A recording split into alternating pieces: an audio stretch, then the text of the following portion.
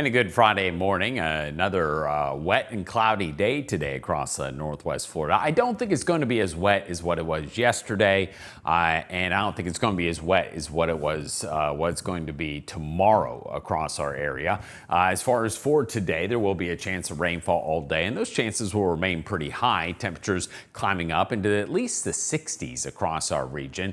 But I do think we could get into some warmer air this morning that could get temperatures near the coastline a little bit warmer than that. But you see our rainfall chances today bouncing around between about 60 and 80%. So rain chances aren't nothing, put it that way.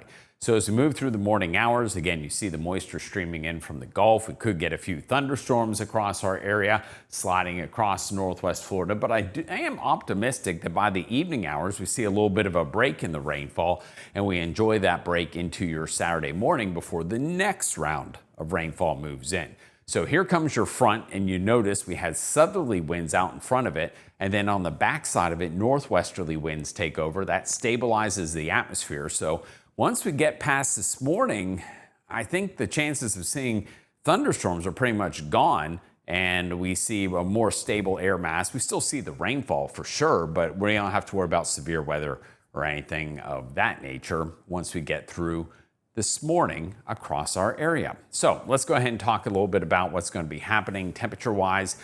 Temperatures into the 60s, maybe touching 70 degrees briefly during that once the warm front lifts over our area, but I think 60s for most of us. Meanwhile, low temperatures tonight, 50s across our region.